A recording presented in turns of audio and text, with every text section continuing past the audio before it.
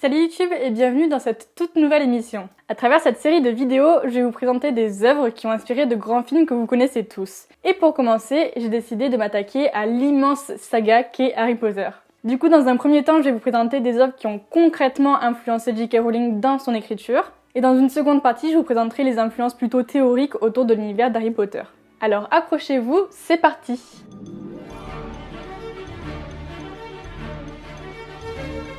D'après J.K. Rowling elle-même, le premier livre qui l'aurait influencé dans l'écriture de Harry Potter aurait été Le vent dans les sols de Kenneth Grahame. Ce roman d'aventure est connu pour sa fantaisie animalière qui aura influencé J.K. Rowling dans la création de son propre recueil d'animaux fantastiques. Petit fun fact, en 1909, Theodore Roosevelt disait de ce livre qu'il a lu et relu, en est arrivé à considérer les personnages comme de vieux amis. Une affirmation que l'on peut clairement donner quand on a lu les Harry Potter également. Comme vous l'aurez remarqué dans les films, mais surtout dans les livres, la nourriture est très présente et est décrite en détail. Cela n'est pas anodin, car en fait, elle tire ce style d'écriture d'Elizabeth Goudge avec le livre Le Cheval d'Argent. Elle aurait été la seule écrivain dont J.K. Rowling aurait eu conscience de l'influence sur Harry Potter. Cependant, j'ai découvert que le personnage de Minerva McGonagall n'était pas arrivé de nulle part. Si l'on sépare son prénom de son nom, on arrive à retourner à certaines sources. Minerve était la déesse romaine des guerriers de la sagesse, ce qui ne semble pas anodin lorsque l'on voit Minerva comme professeur en charge de Gryffondor ou encore sur les champs de bataille. Pour ce qui est de son nom, William McGonagall était célèbre, mais malheureusement pour être le pire poète d'Angleterre. Pour elle, il y avait quelque chose d'irrésistible à propos de son nom et l'idée qu'une femme aussi brillante pourrait être parent éloigné du McGonagall bouffon. Tout le monde adore le conte des trois frères et la façon dont David Yates l'a mise en scène nous a tous marqués. Pourtant, cette histoire peut nous en rappeler une autre pour les connaisseurs. Le conte du vendeur d'indulgence raconte l'histoire de trois voleurs ayant vent de rumeurs, prétendant que s'ils se rendent au pied d'un chêne, ils y trouveront un moyen de vaincre la mort. Mais une fois arrivés près de l'arbre, ils y découvrent à la place une grande quantité d'or. Ils finissent par oublier la raison de leur présence et s'entretuent. On a donc trois personnages qui veulent vaincre la mort et qui finissent par ne vouloir que de la puissance, en gros. Mais vous savez sûrement que J.K. Rowling a énormément été influencée par sa propre vie et ses propres voyages. Alors voici différents lieux dont l'écrivaine britannique s'est inspirée pour Harry Potter.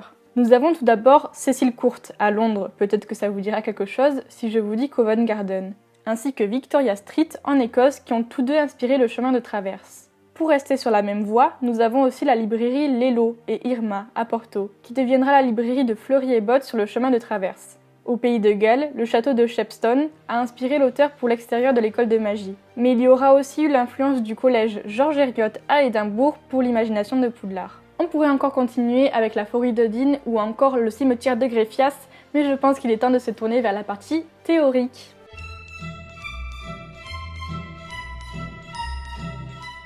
L'influence qui aura sûrement fait le plus parler d'elle est celle des livres Terre et Mer de Ursula Le Guin. Cette théorie n'aura jamais été confirmée par l'auteur, ce qui aura fait râler plus d'un fan. Cette série de livres décrit les aventures d'un jeune garçon qui va être envoyé dans une école de magie et qui à travers le temps sera amené à combattre les forces du mal. Un peu similaire à notre jeune Harry Potter, n'est-ce pas? Petit aparté, je ne fais pas cette vidéo pour que les gens détestent J.K. Rowling ou l'accusent de plagiat. Moi-même je suis une immense fan de la saga et je trouvais ça intéressant de voir un petit peu les œuvres qui avaient pu l'inspirer. Enfin bref.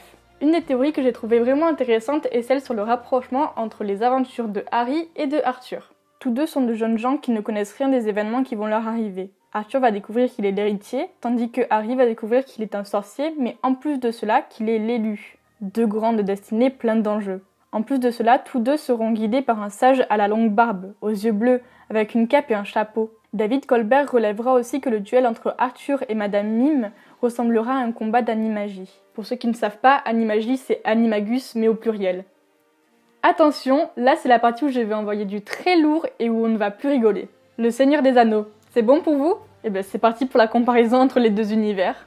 Grima et Peter Pettigrew, tous deux sont répugnants, des humains qui ressemblent plus à des créatures qu'autre chose et sont rejetés. Arachné et Aragog, j'ai besoin de préciser. Gandalf et Dumbledore, j'ai vraiment besoin de préciser. Les Nazgûl et les Détraqueurs. Tous deux sont des êtres démoniaques, dangereux, cachés sous une cape noire, enfin vous voyez bien la ressemblance quoi. Vieil homme Sol et Sol Cogneur. Un vieil arbre dangereux quoi.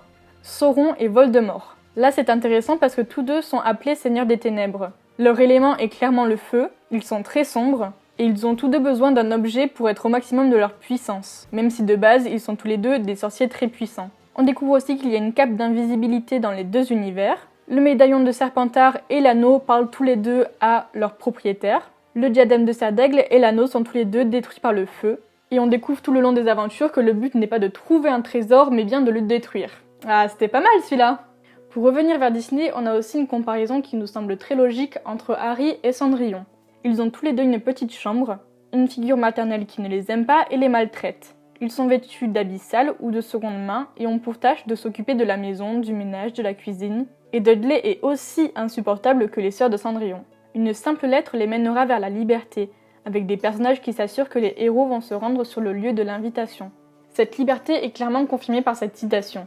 Harry éprouvait un sentiment d'excitation. Il ne savait pas ce qui l'attendait, mais c'était certainement mieux que ce qu'il laissait derrière lui. J'ai tout de même trouvé une théorie qui aura été à moitié confirmée par J.K. Rowling, qui est celle avec la ressemblance du monde de Narnia. Elle aurait été influencée inconsciemment par l'armoire séparant les deux mondes, qu'elle reprendra sans faire exprès du coup avec la voix 9/3. Cela peut aussi nous rappeler le miroir dans Alice au pays des merveilles. Ici aussi, Dudley est comparé à un personnage, à celui d'Eustache Scrubb, car tous deux sont des enfants gâtés difficiles à supporter. On retrouve aussi la figure du centaure protecteur, comme avec Firenze. Et pour terminer, on retrouve aussi le sacrifice fait d'une part par Harry et de l'autre par Aslan, à des fins protectrices. Aucune de ces théories n'a été confirmée par J.K. Rowling et personne n'aura porté plainte contre elle pour plagiat. Cependant, un auteur, Jill Murphy, a tout de même témoigné sa frustration face aux comparaisons entre son livre, Amandine Malabule, sorti en 1974, et l'univers Harry Potter. L'école ressemble beaucoup à celle de Poudlard, on y retrouve un pensionnat. Le personnage principal devient rival d'un élève vicieux, blond et riche, mais reste cependant toujours soutenu par ses deux amis. La directrice de l'école est âgée et aimable, et aime beaucoup les friandises, tandis que le professeur de potions est intimidant et a les cheveux noirs. On retrouve aussi un personnage proche de Gilderoy Lockhart, célèbre, apprécié, mais qui est un gros fake. La forêt interdite, Préolard, les cours de ballet et d'autres éléments permettent de constater que l'inspiration est flagrante. Et bien écoutez, c'est la fin de la vidéo, n'hésitez pas à mettre un petit commentaire ainsi qu'un like si la vidéo vous a plu et à vous abonner bien sûr. C'était vraiment un plaisir de faire toutes ces recherches, donc j'espère que ça vous aura intéressé. Je ferai d'autres épisodes bien sûr. En tout cas, on se retrouve pour un nouveau Lost Movies le week-end prochain. Je vous fais des bisous, portez-vous bien.